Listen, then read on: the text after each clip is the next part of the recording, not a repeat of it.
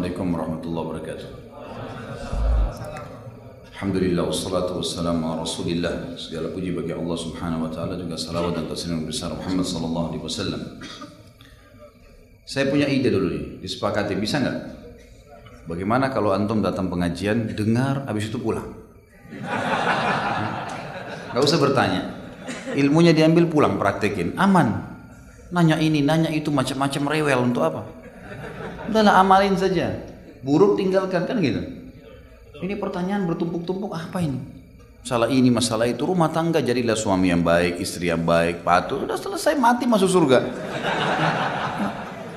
Semoga Ustadz dan keluarga menjadi keluarga penghuni surga insyaallah. Amin. Jazakallah khair, dan semoga antum juga yang mendoakan begitu ya. Kalau kita bercanda dan dusta di depan orang itu, kita bilang saya bohong, gitu kan. Seperti itu ya tulisannya. Itu termasuk sudah diampuni atau masih terhitung dusta dan harus taubat. Tetap dusta. Tidak boleh dusta, tidak boleh bohong walaupun bercanda. Walaupun bercanda. Saya kan sudah pernah sebutkan hadis Nabi SAW. Malah kalau antum jauhi, hindari dusta walaupun bercanda, dapat istana di surga. Kan jelas hadis Nabi SAW kan. Sering saya ulangi hadis ini, kata Nabi SAW, saya pemimpin di awal surga, di camp di awal surga bagi orang yang meninggalkan perdebatan walaupun dia benar. Dan saya pemimpin di tengah-tengah surga bagi orang yang meninggalkan dusta walaupun bercanda. Dan saya pemimpin di tempat tertinggi surga bagi orang yang memiliki akhlak yang mulia. Jadi jelas, dapat istana di surga. Maka nggak perlu bohong. Kalau sesuatu itu memang membuat orang tertawa dan benar, ya nggak ada masalah, gitu kan?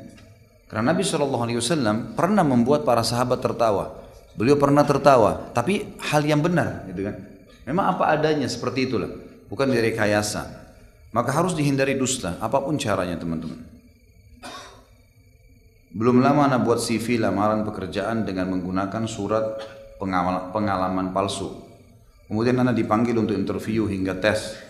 Dan beberapa minggu kemudian anak dipanggil lagi, kemungkinan untuk tanda tangan kontrak, tapi anak tidak memenuhi panggilan tersebut karena merasa berdosa dengan surat lamaran yang dusta.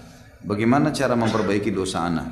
Kedua, apakah sikap anak dengan tidak memenuhi panggilan tersebut sudah benar?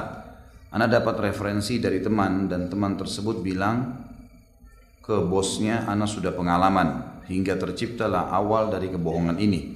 Mohon pencerahannya Ustaz. Pertama saya sarankan bertobat kepada Allah. Karena itu kedustaan sudah dilakukan. Perbuatan dosa kalau diniatkan bisa dibatalkan setiap saat.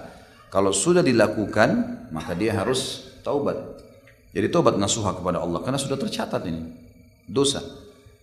Kemudian sikap untuk tidak mendatangi itu sudah benar. Jangan, karena kita tahu ada kedustaan di situ.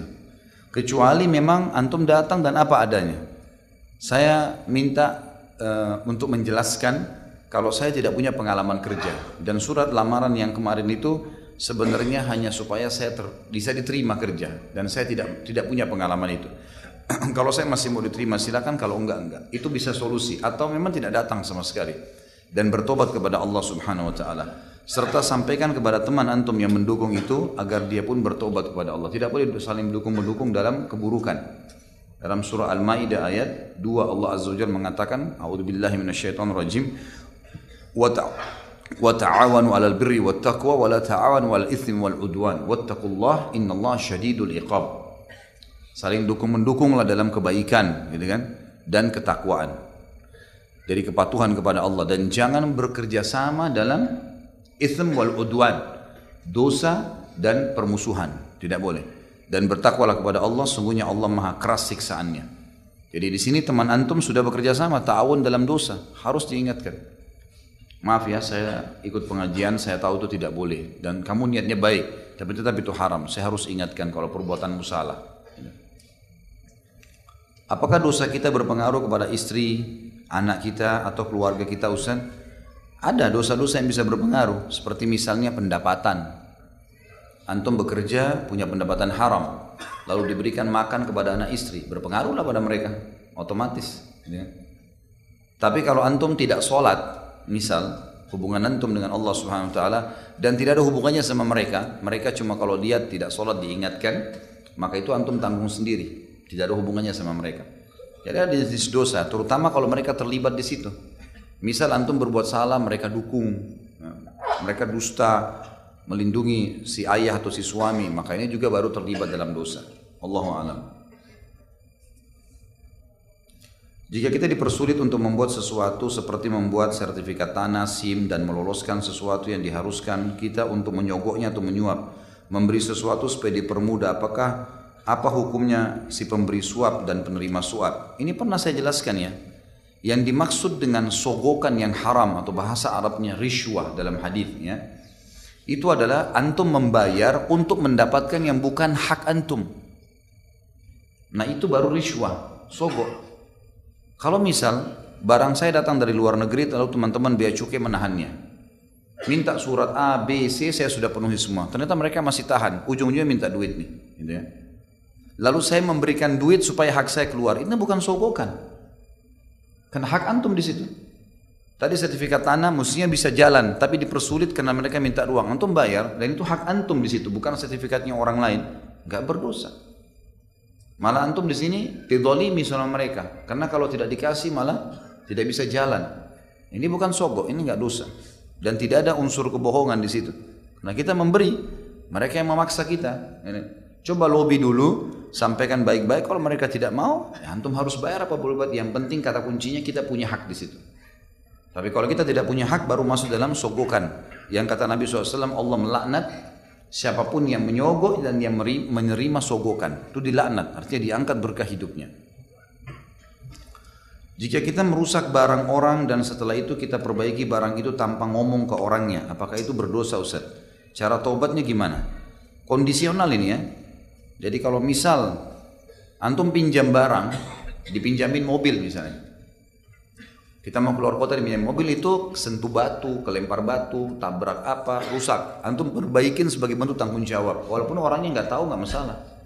Yang penting kembali seperti semula utuh. Kan gitu. Ini lain. Ya. Ini kasusnya boleh tanpa dia tahu. Tapi kalau misal hal yang lain, misal dititipin HP misalnya, atau contoh apalah ya, yang berbeda dengan kasus tadi, memang dia tahu barang itu, maka sampaikan dulu sebelum diperbaiki. Tadi ini waktu saya pegang HP-nya jatuh. Kau kalau mau memang saya perbaikin, kalau enggak ya enggak. Atau saya perbaikin, saya perbaikin. Sampaikan apa adanya. Dan saya sudah pernah ajarkan kaidahnya supaya kita bisa tenang bermuamalah dengan manusia, teman-teman sekalian. Kalau kita berbuat salah pun sampaikan kenapa alasannya. Bukan untuk membela diri, supaya jelas kenapa kita melakukannya. Saya pernah baca hadis tentang sahabat Nabi yang dipaksa dan disiksa untuk mengakui Tuhan selain Allah.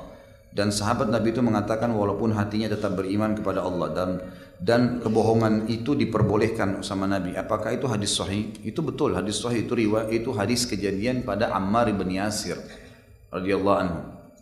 Dan ini masuk dalam masalah peperangan. Karena waktu itu ayahnya Ammar namanya Yasir radhiyallahu anhu ajma'in dan ibunya namanya Sumayyah. Ini kebetulan budaknya Abu Jahal, dan Abu Jahal ini membunuh si Sumayyah dengan ditusuk perutnya sementara dia lagi hamil radhiyallahu anha, sampai diberikan julukan perempuan mati syahid pertama dalam Islam. Lalu kemudian Yasir mau membela suaminya, Yasir pun dibunuh. Tinggal Ammar. Ammar itu umurnya di bawah 10 tahun. Lalu disiksa oleh Abu Jahal. Abu Jahal bilang, saya tidak akan bunuh kau Ammar seperti kedua orang tuamu, tapi saya akan pelan-pelan menyiksamu sampai kau mati. Kecuali kau meninggalkan agamanya Muhammad. Maka Ammar masih kecil 9 tahun dan dia takut kesakitan, maka dia mengatakan, baiklah saya meninggalkan agamanya Muhammad. Abu Jahal belum puas. Dia bilang waktu lewat unta, bilang unta ini Tuhan saya, baru saya lepaskan kamu. Maka dia mengatakan unta itu Tuhan saya. Maka dilepas oleh Abu Jahal. Ammar bin Yasir terbebani dengan perkataan itu. Dia pun pergi ke Nabi SAW di Darul Arkam. Ini masih kasus Mekah dulu ya. Awal-awal Islam, penyiksaan yang luar biasa. Dari 13 tahun dakwah Nabi SAW yang masuk Islam cuma sekitar 70-73 orang saja. Maka waktu Nabi SAW pun lewat melihat Yasir dan Ammar disiksa, Nabi SAW juga cuma bisa mengucapkan sabran ala Yasir fa inna mau'idahumul jannah. Sabarlah wahai keluarganya Yasir, janji kalian surga. Mati dia masuk surga. Cuma itu yang Nabi SAW bisa lakukan. Belum ada kekuatan, gitu kan? Belum ada perintah untuk melawan. Maka Ammar datang kepada Nabi SAW lalu mengatakan, ya Rasulullah, kejadian seperti ini. Turunlah firman Allah SWT mengingat dan menyebutkan masalah itu, illa man ukriha wa qalbuhu mutmainnun bil iman, kecuali orang yang mengucapkan kalimat kufur itu ya, secara terpaksa, ukrih. Jadi dia memang terpaksa boleh buat turun pada Ammar bin Yasir radhiyallahu anhu ajma'in. Sementara hatinya penuh dengan iman. Tapi di sini ulama masukkan kebohongan Ammar di sini waktu dia ucapkan kalimat tersebut, dia mengatakan ini adalah Tuhan, ini masuk dalam masalah perang. Hadis yang tadi 3 keadaan bisa dia karena lagi menghadapan dengan musuh, orang kafir. Harus dia ucapkan. Kalau enggak dia terancam. Maka ini bukan hal yang dilarang. Jika kita ditanya istri tentang dosa zina dan kita tidak mau menjawabnya karena tahu hukumnya dalam Islam, dengan diamnya kita, istri jadi tahu bahwasanya kita pernah berzina. Jika kita berbohong maka berdosa. Bagaimana cara menyikapinya? Kan sudah saya bilang. Tidak boleh dalam Islam si istri atau suami nanya suaminya atau istrinya apa kau pernah berzina atau tidak. Tidak boleh bertanya. Dan yang sedang ditanya nggak boleh jawab. Hukum dalam Islam maksiat yang pernah dilakukan ditutupi, bukan dicerita. Dan untuk apa bertanya ini? Apa manfaatnya bertanya? Antum sebagai suami kalau ditanya bilang Islam, kalau perlu dengarkan ceramah saya. Ambil di YouTube ada tanya jawab tentang masalah ini. Kalau dalam Islam tidak boleh bertanya kemaksiatan yang pernah terjadi. Tidak ada pengakuan dosa dalam Islam. Nabi SAW orang kalau datang syahadat kepada beliau, tidak pernah beliau tanya, dulu kau pernah buat apa, sebelumnya kau pernah ini atau enggak. Enggak pernah Nabi SAW tanya. Syahadat diajarin Islam suruh taubat. Gitu. Ya sudah begitu. Jadi memang enggak boleh bertanya. Caranya kalau dia tanya bilang tidak bisa saya jawab. Bukan masalah saya mau mengaku zina atau tidak. Memang dalam Islam tidak boleh bertanya. Perbuatan kalaupun saya pernah lakukan tidak boleh kamu tanya. Kamu juga kalau pernah melakukan saya tidak boleh nanya. Dan tidak boleh saya menjawabnya karena tidak ada pengakuan dosa dalam Islam. Itu disepakati oleh ulama masalah itu. Maka cara menyakitinya seperti itu. Kalau dia mengatakan kalau gitu kau pernah berzina, sudahlah, Islam tidak membolehkan. Kamu maksa apapun, saya tidak pernah berbuat atau saya pernah berbuat, saya tidak akan menjawab pertanyaan ini. Karena dalam Islam memang tidak dibolehkan. Sudah selesai. Dan balikan kepada dia, sebagaimana juga kamu, saya tidak akan bertanya pertanyaan yang sama. Bagaimana hukum para pelaku stand up comedy? Hukum sumpah pocong ya. Tentu saja saya sudah bilang merekayasa cerita masuk dalam dosa. Untuk apa gitu kan? Teman-teman yang masuk di sini untuk apa buat acara ini? Apa manfaatnya? Apa manfaatnya kira-kira? Menghibur orang hanya sebatas itu? Hiburan orang mukmin yang sebenarnya adalah ilmu. Kan gitu. Sarapan makanan kita adalah ilmu. Memang ilmu semuanya ilmu. Tidak ada waktu bagi orang beriman, tidak ada waktu untuk terbahak-bahak sana sini berita yang kosong. Betul memang bisa dikemas, tapi nggak boleh. Dalam Islam tidak boleh mencerita cerita palsu ini nggak boleh. Sampai tadi Nabi mengatakan bahasa kiasan saja nggak boleh. Nggak boleh. Kalau mau cerita sesuatu yang benar dan memang itu lucu karena kejadian benar, anaknya misal melakukan satu kegiatan dan memang lucu diceritain gitu kan. Ada temannya memang betul-betul mungkin kepleset, jatuh, kemudian lucu kelihatan lalu diceritain sesuatu benar nggak ada masalah. Tapi kalau enggak boleh. Sumpah pocong nggak ada dalam Islam dan saya sudah bilang ada hukum li'an, saling melaknat dan sudah saya jelaskan beberapa teman yang lalu masalah ini. Yang menuduh bersumpah 4 kali atas nama Allah kalau yang sedang dia tuduh betul-betul selingkuh atau berzina suami istri ya. Kemudian yang kelima dia meminta murkahnya Allah, laknatnya Allah datang kepada dia kalau dia dusta. Si istri yang tertuduh misalnya atau suami yang tertuduh menjawab juga 4 kali sumpah atas nama Allah kalau pasangannya bohong, dan yang kelima murkahnya Allah akan datang pada dia kalau dia dusta. Itu yang ada. Lalu bagaimana kalau bukan suami istri? Orang menuduh seperti misalnya banyak di kampung-kampung di Indonesia begitu ya. Ada orang nuduh orang lain berzina, tetangga misalnya. Maka untuk memastikan dipakein kain kafan, dibacain surah Yasin. Banyak teman-teman kita muslimin semoga Allah kasih hidayah di Indonesia ini. Yang penting ada zikirnya, yang penting ada ayat Qur'annya. Mau ada perintah terserah. Ini gak boleh teman-teman sekalian. Datangkan satu riwayat buat kami kalau memang Nabi SAW pernah ikat sahabat dengan kain kafan lalu dibacain surah Yasin. Ada nggak pernah riwayatnya? Kan gitu. Kita kan punya syariat jelas. Kenapa kok harus berbuat hal-hal yang tidak ada perintahnya? Ini kalau dijelaskan begini, nah ini garis keras nih, ini Wahabi nih, ini Salafi nih, ini begini. Dan ini subhanallah saya sayangkan ya. Semoga Allah kasih hidayah. Di Indonesia sekarang ada orang-orang tidak mau menerima fakta kebenaran. Kalau itu benar teman-teman terima. Jangan kesannya diadu. Sekarang di YouTube tuh diadu. Foto ini diangkat, foto saya diangkat, fotonya Ustadz siapa diangkat. Nih. Terus ditulis pertama di cuplikan, ini bukan niatnya mau mengadu domba. Terus niatnya apa? Ya akhi, kalau Ustadz A punya pendapat, hormati pendapatnya. Saya pribadi menghadapi pendapat itu, gitu kan? Pada saat dibahas orang tua Rasulullah di surga atau di neraka, baik pendapat Imam Nawawi di surga, di neraka.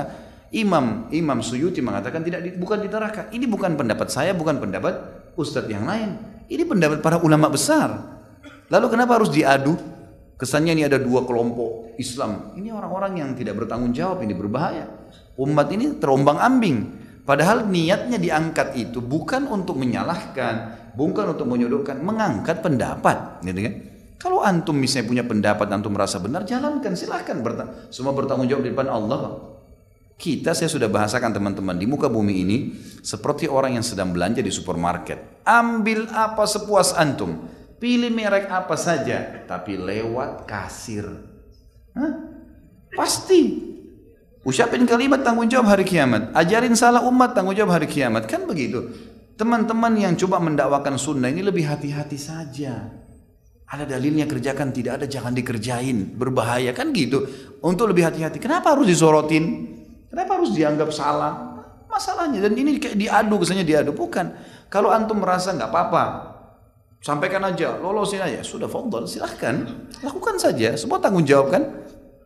Tapi jangan saling menyalahkan, kan begitu. Tujuannya hanya itu kok, ya. Allahu a'lam. Mudah-mudahan Allah memberikan umat Islam di Indonesia ini petunjuk yang benar, ya. Bagaimana kalau memuji lebih dari kenyataan? Misal memuji masakan orang yang memang enak, tapi kita bilang makanan terenak di Asia. Ya.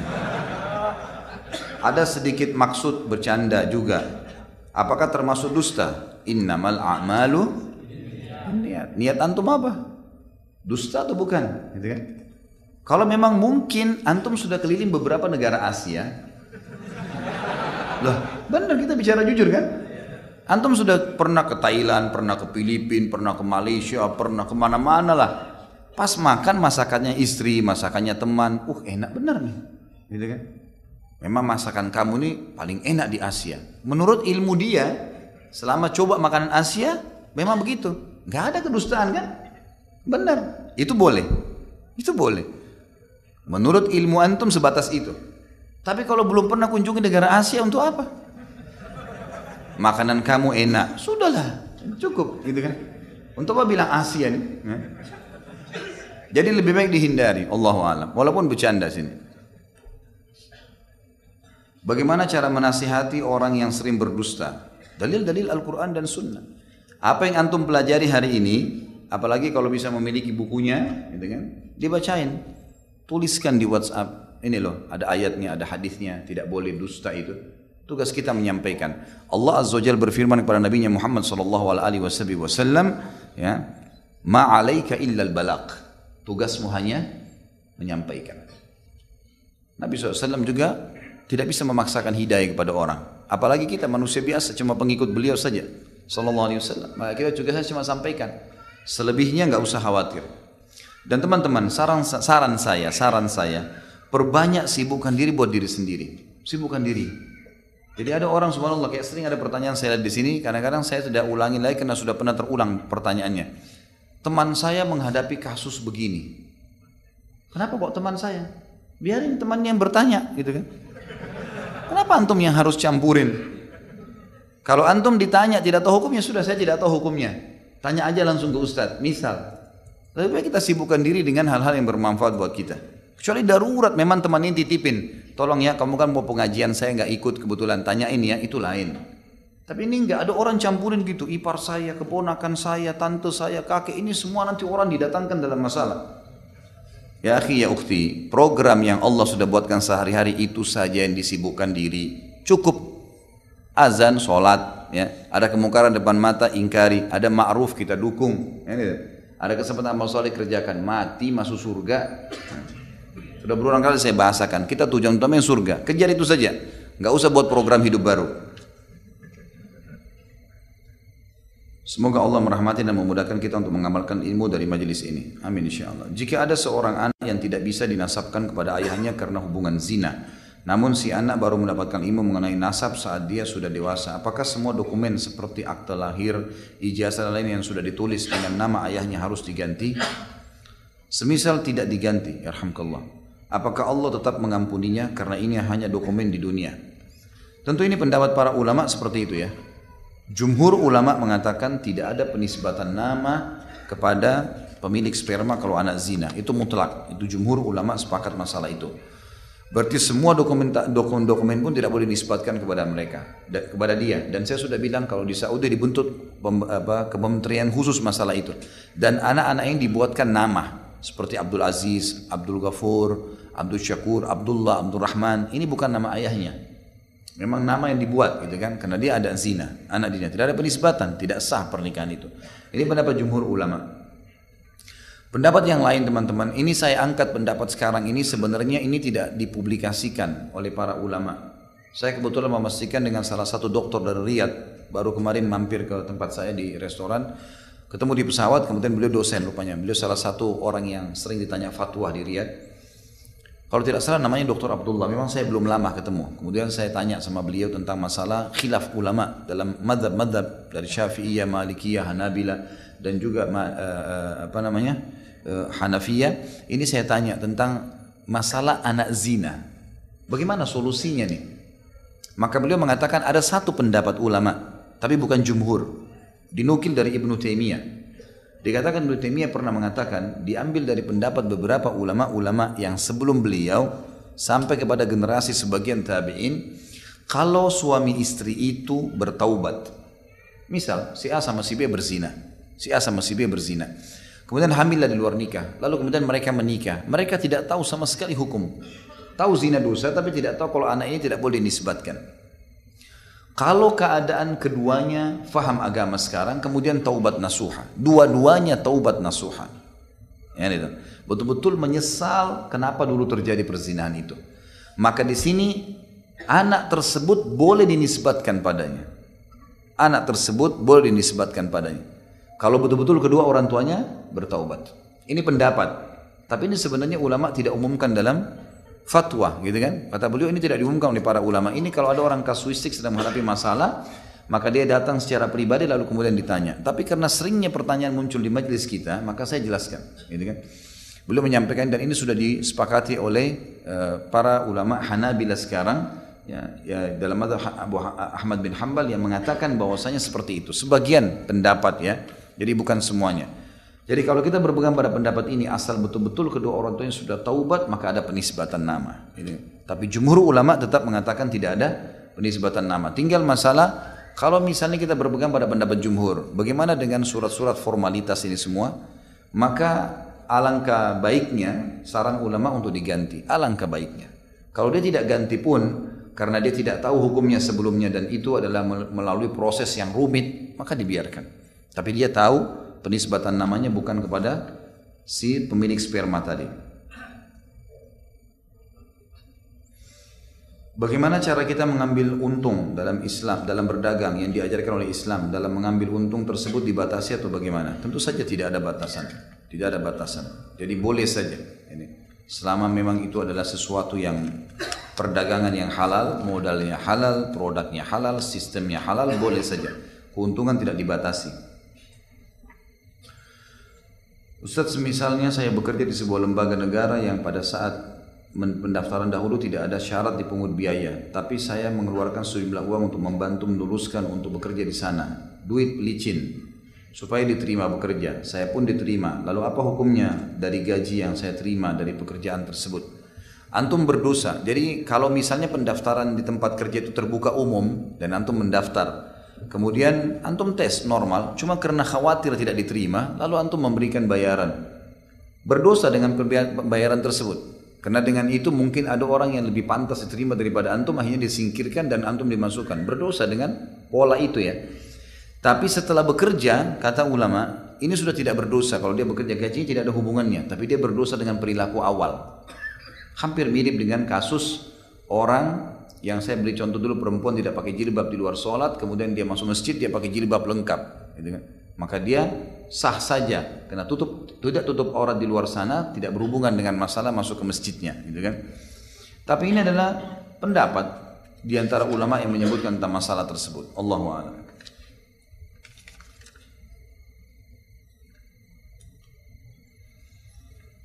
Mohon penjelasan Ustaz mengenai kedudukan hadis di bawah ini. Dalam Sahih Bukhari dan Muslim disebutkan dalam bab zikir setelah sholat dari Ibnu Abbas radhiyallahu anhu, beliau berkata, sesungguhnya mengeraskan suara zikir ketika orang-orang usai melaksanakan sholat wajib merupakan kebiasaan dilakukan oleh Rasulullah di zaman Rasulullah SAW. Ibnu Abbas menambahkan, aku mengetahui mereka selesai sholat dengan itu apabila aku mendengarkannya. Wassalamualaikum warahmatullahi wabarakatuh. Baik, ini hadis sahih memang, gitu kan? Dan boleh seseorang habis sholat mengeraskan suara ya. Tapi ada riwayatnya yang menjelaskan pengerasan suara di sini adalah Nabi SAW membaca, para sahabat membaca, dan suara mereka terdengar. Itu yang ada. Tapi tidak ada riwayat yang menjelaskan kepada kita kalau itu Nabi SAW melakukan secara berjamaah. Nabi SAW yang baca ayat kursi semua sahabat ikut. Bukan begitu yang dimaksud.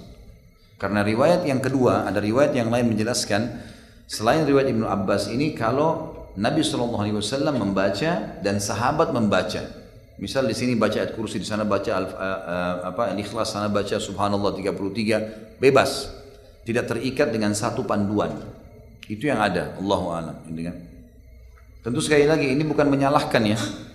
Kalau ada teman-teman di sini, saya akan selalu mengingatkan dalam pengajian sekarang, karena ini sudah banyak orang yang mau menyebarin fitnah ke sana sini.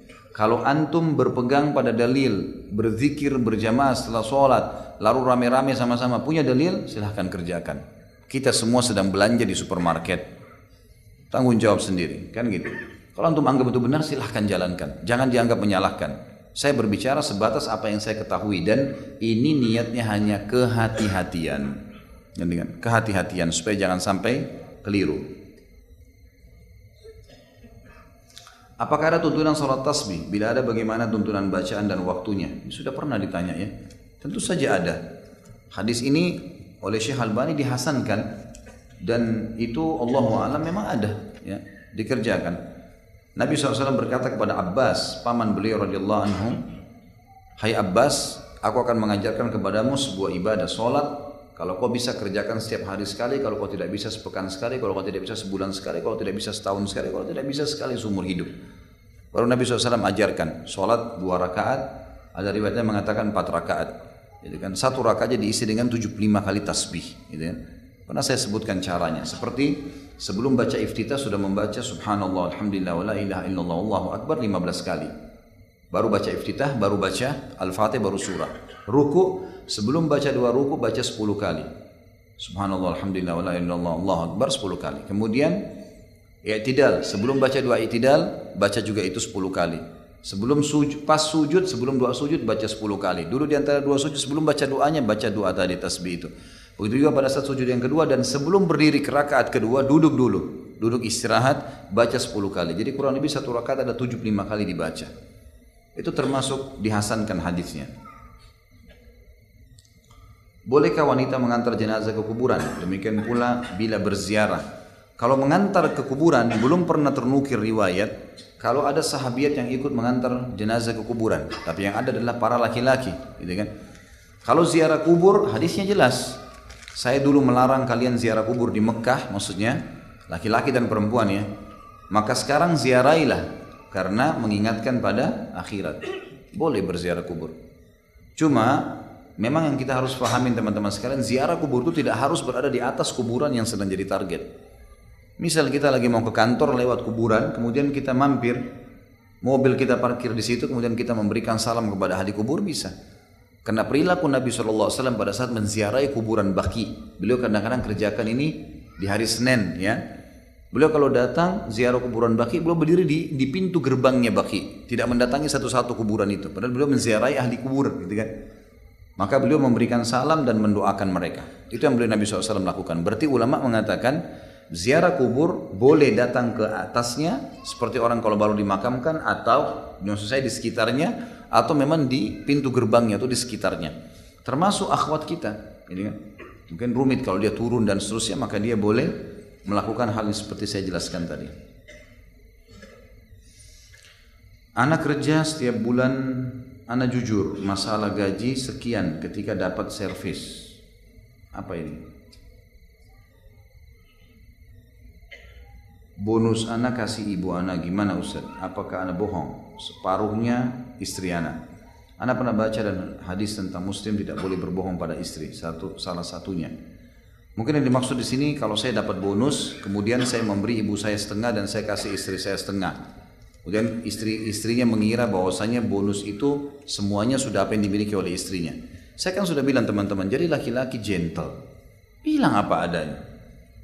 Berikan uang, kalau perlu tidak perlu istri tahu masalah bonus. Kasih uang, ini ada uang dari alhamdulillah lebih, silahkan kamu pakai. 100.000, 1 juta, 5 juta ini silahkan. Ini dari mana? Hadiah dari kantor, sudahlah. Sudah cukup, sebatas itu saja. Kalau mau dia tanya memang berapa bonusnya dan seterusnya, maka bisa kita jawab, memang ada 10 juta, saya kasih ibu 5 juta. Kenapa ibu kamu gini? Itu perintah agama, saya harus lakukan. Kalaupun memang harus terbuka, gitu kan? Kalau saran saya, biasakan dalam rumah tangga tidak semuanya terlalu terinci, gitu kan? Agar semua berjalan seperti apa adanya, kan? Baik ini uang alhamdulillah ada lebih, silakan kamu pakai. Misal, itu lebih baik, lebih aman, gitu kan? Yang penting antum dalam kondisi tidak menyalahgunakan dana itu pada yang haram. Ya? Maka sebatas itu, Allahu a'lam. Itu akan lebih melanggengkan rumah tangga. Bagaimana cara saya memberitahukan orang tua saya yang selalu menjalankan ibadah di luar sunnah? Karena orang tua saya adalah seorang ustadz di lingkungan tempat tinggal saya, sehingga sulit bagi saya untuk memberitahu. Dan seringkali justru beliau marah kepada saya. Kalau memang bisa disampaikan, ilmu antum cukup, sampaikan. Kalau tidak cukup ilmunya ya sudah. Kalau ada buku yang bisa diberikan hadiah, kalau ada cuplikan ceramah yang bisa diperdengarkan dan beliau mau dengar, alhamdulillah. Kalau tidak ya sudah. Tugas kita hanya menyampaikan. Itu saran saya, sambil didoakan insyaallah. Ustaz, saya pernah dibohongi oleh seseorang dan dusta itu sangat membekas untuk saya. Saya tidak bisa melupakan kejadian itu hingga hari ini, saya tidak bisa memaafkannya. Meskipun telah saya coba untuk melupakan dan memaafkan. Dia pernah meminta maaf tapi masih tetap mengganggu ketenangan hidup saya. Ustaz, apakah hati saya kotor sehingga sulit memaafkan? Bagaimana cara menghilangkan sakit hati? Tidak boleh, kalau orang sudah minta maaf kita maafkan. Allah SWT memuji orang yang suka memaafkan orang lain. Wal afina 'anil nas wallahu yuhibbul muhsinin.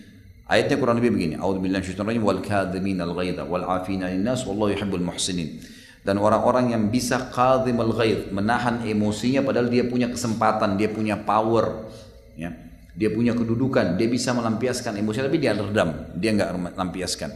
Dan orang yang suka memaafkan orang lain, dan Allah menyukai orang-orang yang muhsinin, yang selalu hidupnya berbuat kebaikan. Kita disuruh maafkan saja, maafkan. Itu waswas syaitan.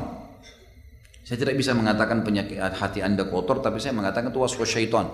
Harus beristiadah. A'udzubillahi minasyaitonirrajim. Kita maafkan. Tapi boleh setelah kita maafkan untuk tidak interaksi, itu boleh. Saya sudah pernah jelaskan kan, hadis riwayat yang menjelaskan waktu Wahsy masuk Islam, ya, yang membunuh paman Nabi SAW di Uhud. Waktu dia syahadat, mendatangi Nabi SAW, Nabi terima dia syahadat. Tapi Nabi mengatakan, wahai Wahsy, menghindarlah dariku. Maksudnya, jauhi saya. Karena Nabi SAW masih merasa ada ganjalan dengan orang ini. Dia membunuh pamannya, dan itu tidak dilarang dalam Islam. Misalnya ada orang pernah menipu kita, ada orang pernah mengganggu, pernah memfitnah, kemudian dia sekarang minta maaf, ya sudahlah saya maafin, tapi saya minta jangan berinteraksi dengan saya, boleh. Tapi kalau salam jawab itu umum ya, yang hak-hak seorang muslim harus kita lakukan. Bagaimana cara mengajak keluarga untuk mengikuti sunnah, dan apabila keluarga menolaknya bagaimana cara menyikapinya? Tentu saja saudaraku, sunnah Nabi itu sunnah Nabi, syariat Allah. Tugas kita hanya menyampaikan saja.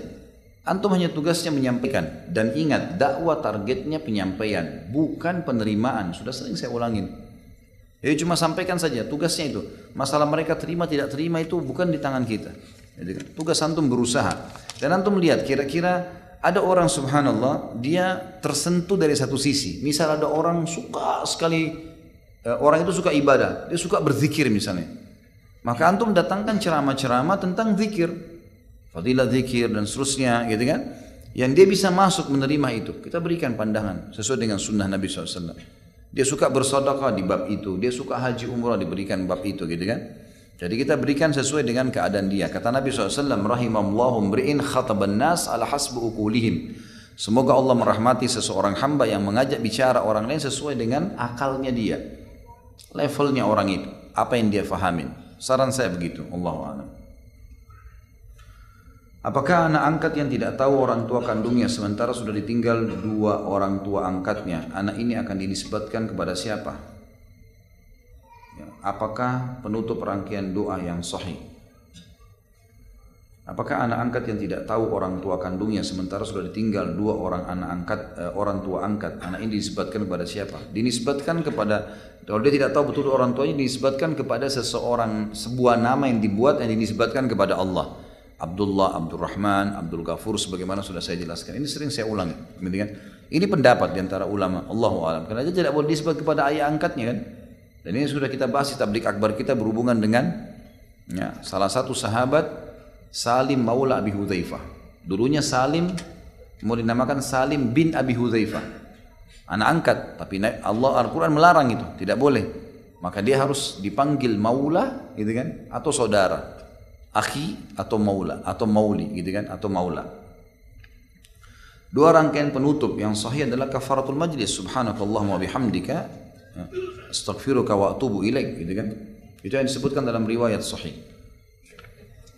Sebagai anak laki-laki selain mempunyai kewajiban untuk menafkahi istri dan anak, juga menafkahi orang tua. Bagaimana jika saya tidak jujur dengan istri? Terus saja sama ya. Salahkah saya tidak jujur kepada istri? Tidak salah. Istri nggak punya hak untuk mengetahui semua pendapatan antum, nggak ada haknya. Hitung berapa buku-butunya, kasih semuanya. Dan kalaupun dia tahu gaji antum, kalau dia bertanya gaji yang lain kemana, ke orang tua saya. Saya juga punya kegiatan, saya investasi, saya ini. Bicara apa adanya, kenapa harus takut? Ini saya heran dengan laki-laki yang takut sama istrinya, kenapa ini? Hah? Kenapa? Bolehkah zakat penghasilan diberikan kepada saudara kandung? Boleh tentunya. Saudara nggak masalah. Jalur langsung ke atas ayah, ibu, kakek, nenek ini yang tidak boleh. Dan jalur langsung ke bawah ya, cucu, anak itu semua yang tidak boleh. Apakah amalan wajib seperti sholat fardu yang pernah kita tinggalkan di masa lalu kita wajib menggantinya? Karena ana pernah dengar teman ana menyampaikan bahwasanya 4 mazhab sepakat untuk mengganti sholat wajib yang ditinggal masa lalu. Didasari dengan hadis yang berbunyi bahwa Rasulullah SAW selesai perang dan paginya sholat subuh, bangun kesiangan dan beliau langsung mengerjakan sholat subuh beserta para sahabat. Ini dari mana? Buktikan kalau 4 mazhab mengatakan itu. Tidak pernah ada di 4 mazhab ini. Tidak ada dalam pendapat Malikiyah, tidak pernah ada dalam Hanabila dan Hanafiyah dan Hanam Syafi'iyah. Tidak pernah ada ini. Ini hadis yang disebutkan dalam sini bahwasanya Nabi SAW pernah dalam salah satu peperangan. Kemudian beliau ketiduran dengan pasukannya dan beliau hanya terbangun. Itu hadis sahih. Beliau terbangun karena teriknya matahari yang terpantau ke wajah beliau sallallahu alaihi wasallam. Maka beliau bangun. Lalu beliau mengatakan pada saat itu, hai Bilal, bangunlah dan azanlah, karena di tempat ini semalam dipenuhi oleh syaitan. Lalu Nabi SAW sholat sunnatul fajr waktu sudah terbit matahari dan sholat subuh. Sholat subuhnya Nabi SAW di sini adalah sholat subuh yang ketiduran tadi. Bukan dikerjakan sholat subuh yang hari minggu lalu, 2 minggu lalu, nggak ada itu. Malah sebaliknya, kalau kita kembali kepada 4 mazhab ini, disepakati oleh ulama-ulama dalam mazhab ini adalah kalau seseorang itu sengaja meninggalkan sholat di masa lalunya, maka dia berdosa. Dia berdosa dengan itu.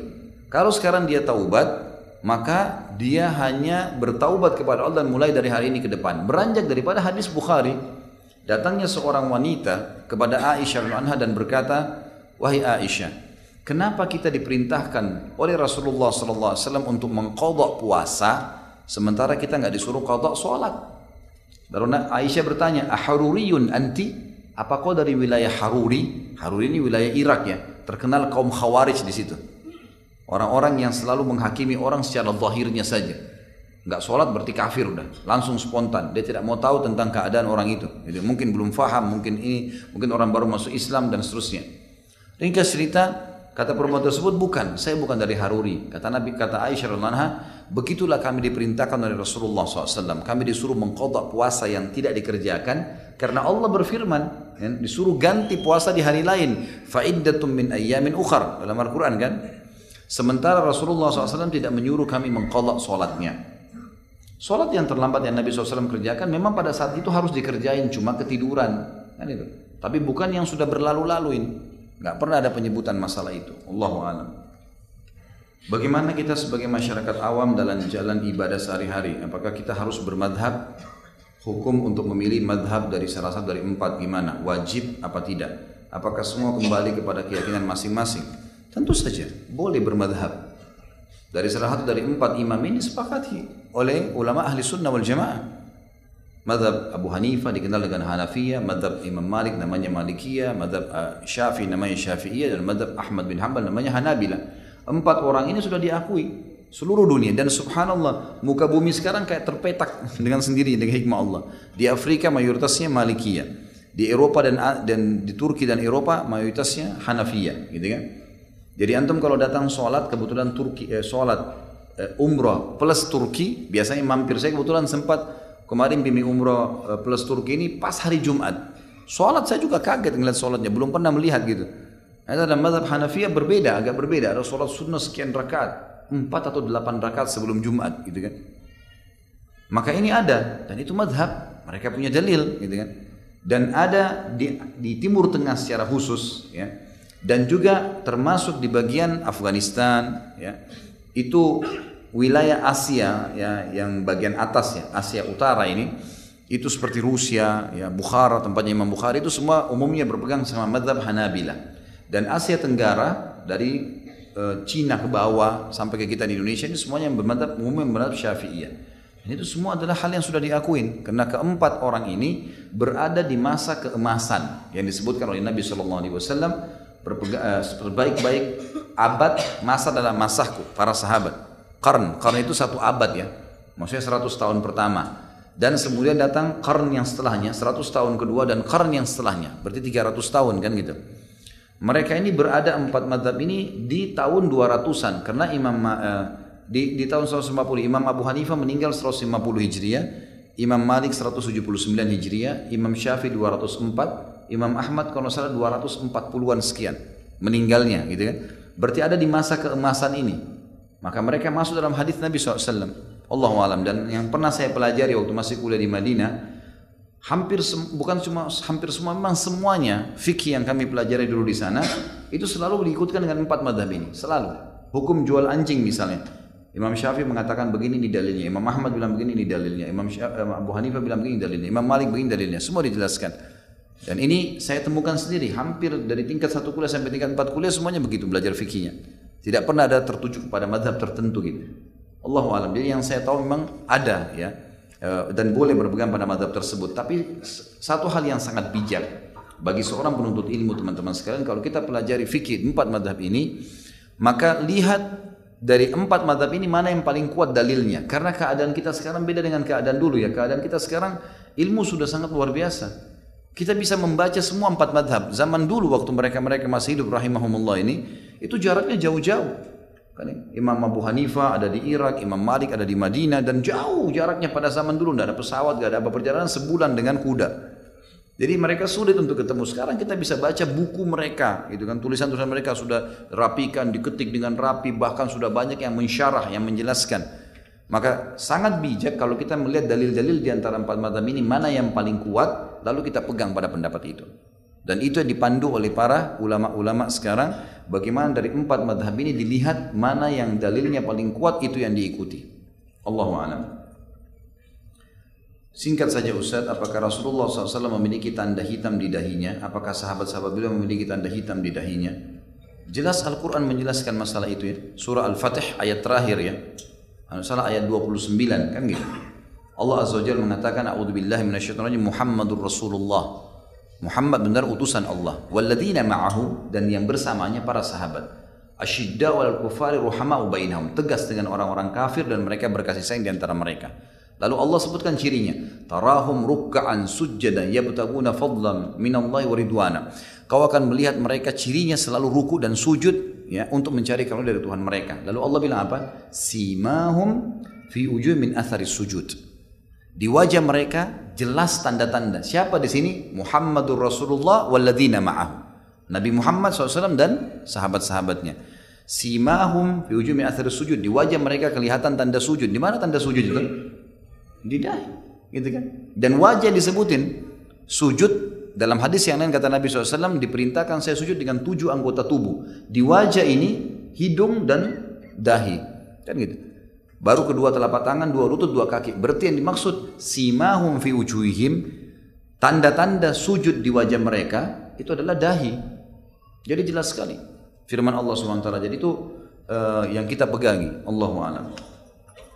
Anda mau tanya, tapi maaf pertanyaan di luar tema. Baik. Karena setiap saya bertanya belum sempat kertas saya terbaca. Makanya kalau bertanya sesuai dengan tema, gitu kan? Jadi dibahas. Dan mulai sekarang kita harus sepakat dulu ya, jangan banyak bertanya. Amalin aja ilmu itu. Saya datang ke sini dengan beberapa akhwat dan mereka belum jelas tentang hukum keadaan haid masuk masjid dan membaca Al-Quran dalam keadaan sedang haid. Mohon penjelasannya Ustaz. Ini panjang khilaf di antara ulama. Tapi kesimpulan adalah saya sampaikan yang disepakati oleh umumnya ulama adalah bolehnya wanita haid masuk ke dalam masjid kalau dalam kondisi tidak mengotori masjid itu. Mungkin kayak sekarang maaf sudah ada pembalut yang bersih dan seterusnya, maka tidak ada masalah. Cuman ada adab-adab yang dianjurkan oleh para ulama. Seperti misal mereka tidak boleh bergabung dan memutus saf sholat, gitu kan? Karena mereka tidak ikut sholat. Maka akhwat-akhwat kita ini kalau hadir majelis ilmu dan darurat dia masuk masjid karena majelis ilmu, maka dia mereka duduk di posisi-posisi tertentu di pinggiran masjid yang tidak mengganggu musalliyat yang lain ya. Itu yang sholat yang lain. Allahu a'lam, itu yang saya tahu. Kalau masalah membaca Al-Quran dalam kondisi haid ini jelas. Karena Allah menyebutkan tentang haid itu adzan, kotoran, najis, gitu kan? Semua suami dilarang untuk menggauli istrinya pada saat haid. Dan juga Allah mengatakan dalam Al-Quran, la yamassu illal mutahharun. Al-Quran tidak boleh sentuh kecuali bagi orang-orang yang suci. Maka masuk dalamnya orang haid, nifas, junub, gitu kan? Bahkan dalam madhab Syafi'iyah tegas nih, tidak punya uduk nggak boleh sentuh Quran, ya kan? Sampai dalam beberapa ulama Syafi'iyah mengatakan kalau dia mau pegang tanpa punya uduk dia harus pegang kain. Nggak boleh sentuh fisiknya Al-Quran, saking tegasnya dengan masalah ini. Jadi kesimpulannya adalah kalau lagi haid, nifas, ini tidak boleh menyentuh fisik Quran kalau murni Al-Quran. Termasuk Quran dan terjemahannya. Yang terjemahan masih masuk dalam Al-Quran. Tapi kalau tafsir, kitab ilmu, ya ada ayat Al-Quran tapi dipotong kayak buku kita ini misalnya. Ini kan ada ayat-ayat Al-Quran, cuma dipotong-potong sesuai dengan dalil yang dibutuhkan. Atau tafsir, sudah masuk perkataan-perkataan, statement-statement para ulama. Ini semua tidak ada masalah. Juga termasuk tidak masalah kalau dia sekarang di program HP. Program, karena dia program. Kita tahunya ini HP, bukan Al-Quran. Maka dia berlaku hukum HP, bukan hukum Al-Quran. Cuma salah satu programnya. Maka ini nggak masalah. Kecuali alat ini misalnya, kayak ada Quran digital dulu ya. Sekarang saya sudah jarang orang pakai. Quran digital murni Al-Quran semua isinya. Maka fisiknya berlaku seperti kertasnya fisik mushaf. Kalau murni semuanya. Tapi kalau program nggak masalah. Makanya ulama mengeluarkan fatwa bolehnya membawa HP ke WC, azakumullah, gitu kan? Dan dia tidak termasuk ya dihitung Al-Quran, padahal ada Al-Qurannya. Dalam WC kan tidak boleh, gitu kan? Tapi dibolehkan karena dia hukumnya adalah hukum HP, bukan hukum yang lainnya. Allahu a'lam. Saya seorang istri yang sedang sakit kelenjar getah bening di leher dan saya menikah belum 1 tahun dengan suami. Saya sakit ini berjalan 3 bulan dan pada bulan Juli nanti keluarga besar suami mau liburan ke luar negeri. Suami saya sangat ingin pergi karena katanya ini momen yang tepat untuk liburan keluarga. Yang jadi pertanyaan saya Ustaz, apa hukum seandainya suami meninggalkan saya sakit untuk liburan, temanin ibu dan adik-adiknya? Dan apakah suami saya jadi anak durhaka jika tidak pergi dan menemani saya sakit? Dan bolehkah saya minta cerai karena sepertinya saya seorang jadi beban untuk suami. Sepertinya suami saya sudah tidak bahagia dengan saya karena saya sakit. Saya sedang dalam keadaan bingung Ustaz. Pertama sekali jangan bingung. Itu dulu. Tidak usah bingung. Tidak ada yang mau dibingung. Orang mukmin tidak perlu bingung dengan apa-apa. Di dunia ini semuanya akan dilaluin. Tidak ada yang perlu dikhawatirkan. Gitu kan? Dan yang kedua, ibu-ibu terutama, jangan terlalu terbawa perasaan. Karena perasaan ini bisa ditunggangi oleh syaitan. Mungkin suami saya sudah tidak cocok, mungkin tidak suka, mungkin saya tidak cantik lagi. Ini was-was syaitan semua. Kalau suami jelas-jelas ucapin di depan mata itu mungkin. Kalau tidak, untuk apa kita sensitif begitu? Dan perlu ibu-ibu tahu, semua laki-laki tidak suka wanita yang sensitif. Kalau sedikit kita bicara, dia tersinggung. Sedikit kita lakukan ini, dia marah. Ini laki-lakinya akan merasa tidak enak. Udah, jangan terbawa dengan arus itu. Itu dulu poin, ini kan? Jadi jangan bingung dan jangan terlalu sensitif menanggapi hal yang seperti ini. Tinggal kita masuk ke pertanyaan. Kalau suaminya ibu ini memang dasarnya ibunya yang minta atau ayahnya yang minta untuk safar, maka biarkan safar. Nggak ada masalah, karena memang bakti sama orang tuanya harus. Seperti misalnya ibunya mau berangkat, nggak ada mahram misalnya, maka dia temanin gitu kan. Atau ibunya berharap bisa safar, maka itu tidak ada masalah. Apalagi kalau dasarnya ibu bisa ikut, maka itu jauh lebih baik kan, sudah tertanggulangi permasalahannya.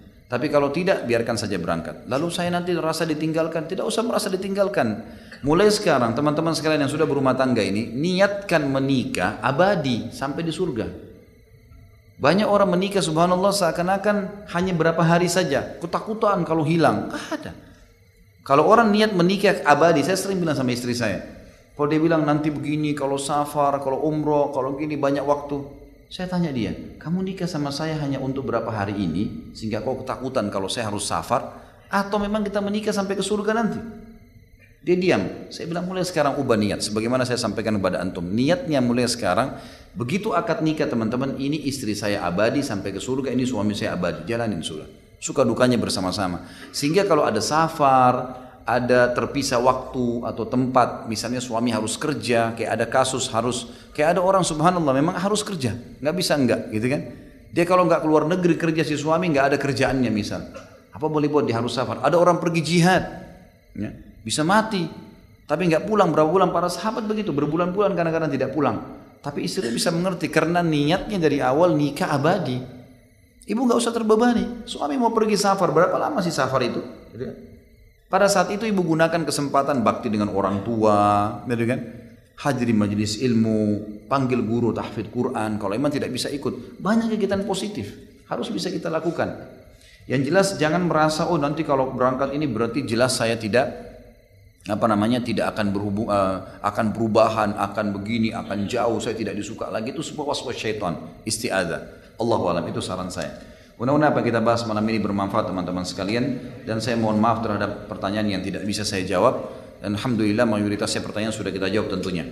Kita berdoa kepada Allah Subhanahu wa taala semoga majelis kita ini diberkahi dan dijadikan sebagai tambahan amal kita pada hari kiamat, dan semoga semua yang punya masalah baik yang hadir sini ataupun di luar sana dari kaum muslimin dan muslimat diangkat permasalahannya, disembuhkan penyakit, dilunasi utang, kemudian diampuni segala dosa yang pernah dilakukan, dan juga kedua orang tua kita dan seluruh muslimin dan muslimat. Dan kita selalu berdoa untuk saudara-saudara kita di Palestina, di Syria, di Yaman, di Irak, di Myanmar yang sedang tertindas, semoga Allah ikhlaskan niat mereka, terima para syuhada mereka, dan juga Allah SWT memuliakan Islam di tangan mereka dan tangan kita semua, dan Allah partisipasikan kita bersama mereka di pahala, baik dengan doa dan harta juga dengan jiwa kita. Dan semoga Allah dengan kemahamurahannya menyatukan kita semua di surga firdausnya tanpa hisab, semana ia satukan kita di majelis ilmu yang mulia ini. Sekali lagi saya ajak teman-teman sekalian untuk mengikuti ceramah di www.khalidbasalamah.com, dan kalau nonton YouTube tolong berikan dukungannya dengan like, juga subscribe dengan berlangganan sehingga setiap ceramah baru bisa diterima dan di-share. Selama memang tidak komersial maka silahkan Anda sebarkan untuk menyebarkan dakwah ini. Dan saya menyampaikan dalam penyampaian ini teman-teman kita, dai-dai, ya, para ustadz-ustadz, para kiai yang memang melihat ada sesuatu yang keliru dari ceramah saya sangat terbuka. Silakan Anda hubungi saya dan ingatkan saya, anggap saya sebagai seorang murid atau saya seorang saudara muslim penuntut ilmu yang perlu diingatkan. Kita diskusikan dengan cara baik-baik, dan jangan sampai para ustadz-ustadz dan para dai ini malah diadu domba oleh orang-orang yang tidak bertanggung jawab. Karena tidak ada niat teman-teman sekalian untuk menjatuhkan NU kah, Muhammadiyah kah, kelompok ini kah, kelompok itu kah. Kita semua bersaudara, muslim, syahadat, Tuhan kita satu, Nabi kita satu, kitab kita satu, lalu ada apa berantem-beranteman ini? Dan tidak ada tujuan untuk sampai ke situ. Silakan ikuti ceramah saya semuanya. Kalau ada sesuatu yang salah, fadhal, silakan saya dihubungin. Insya Allah kalau disusun dengan cara baik, kita akan musyawarahkan dengan cara baik. Mana pendapat yang benar? Apalagi kalau ada pendapat dari 4 imam madhab, ahlan wa sahlan. Kenapa tidak? Dan tolong jangan sampai terpicu dengan orang-orang yang memang dasarnya memecahkan umat ini dan akhirnya dakwah ini terhambat. Allahu a'lam. Subhanakallahumma bihamdika asyhadu an la ilaha illallah astaghfirullah wa atubu ilaik. Wassalamualaikum warahmatullahi wabarakatuh.